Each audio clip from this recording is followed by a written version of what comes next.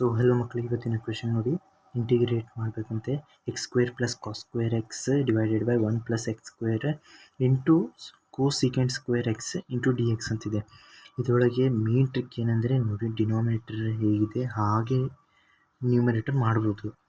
ನೀವು partial fractions ಅದರೊಳಗೆ ಕಲ್ತಿರ್ಬೋದು ನೋಡಿರಿ. ಎಕ್ಸ್ ಸ್ಕ್ವೇರ್ ಪ್ಲಸ್ 1 ಮುಖವಾಡ ಸೇಮ್ ಆದರೆ ಡಿವೈಡ್ ಮಾಡ್ಬೋದು, ಈಸಿಯಾಗಿ ಮೈನಸ್ ಮಾಡ್ಬೋದು. ನಾನು ಏನು ಮಾಡ್ತಿದ್ದೇನೆ, +1 -1 ನ್ಯೂಮರೇಟರಲ್ಲಿ ಮಾಡ್ತಿದ್ದೇನೆ. So it will be +1 -1 plus cos square X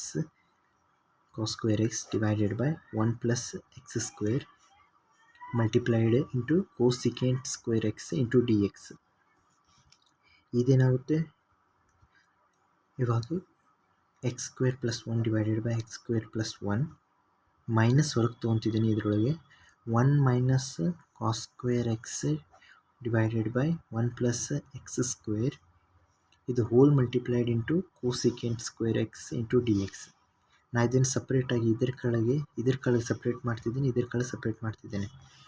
ಇವಾಗ ಇದಾಗುತ್ತೆ 1 ಮೈನಸ್ ಇದಾಗುತ್ತೆ, ಟೋಟಲ್ ಆಗಿ ಇದೇನಾಗುತ್ತೆ ಸೈನ್ ಸ್ಕ್ವೇರ್ ಎಕ್ಸ್ ಆಗುತ್ತೆ. ಏಕೆಂದರೆ 1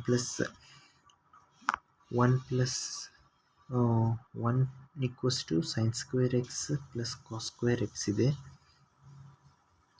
ಸೊ ಇದೇನಾಗುತ್ತೆ 1 minus cos square x equals to sine square x. So ಇದಾಗುತ್ತೆ sine square x divided by 1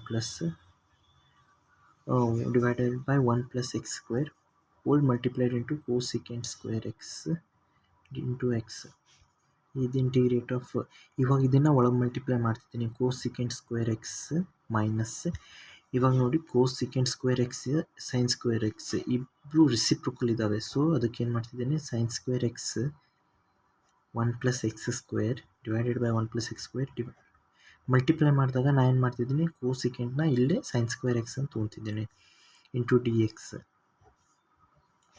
so ಇದಾಗುತ್ತೆ ಕೋಸಿಕೆಂಟ್ ಸ್ಕ್ವೇರ್ ಎಕ್ಸ್ ಮೈನಸ್ ಇವೆರಡು ಕ್ಯಾನ್ಸಲ್ ಆಗಿ 1 divided by 1 plus x square into d X.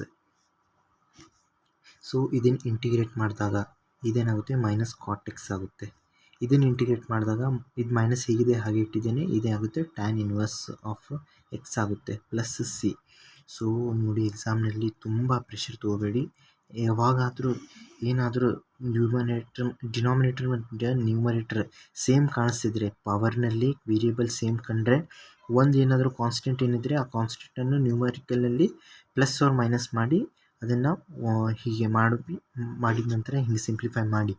ಯಾವಾಗೂ integration ಆಗಲಿ differentiation ಆಗಲಿ ಅದರೊಳಗೆ ಡೈರೆಕ್ಟಾಗಿ ನೀವು ಡಿಫ್ರೆನ್ಸಿಯೇಷನ್ ಇಂಟಿಗ್ರೇಟ್ ಮಾಡಬೇಡಿ. ಏಕೆಂದರೆ ಟ್ರಿಗ್ನೋಮೆಟ್ರಿ ಆ್ಯಂಡ್ ಇನ್ವರ್ಸ್ ಟ್ರಿಗ್ನೋಮೆಟ್ರಿ ಅದನ್ನು ಸಿಂಪ್ಲಿಫೈ ಮಾಡ್ಬೋದು. ಮತ್ತು ಥ್ಯಾಂಕ್ಸ್ ಫಾರ್ ವಾಚಿಂಗ್. ಇದೇ ಲಾಸ್ಟ್ ಆನ್ಸರ್.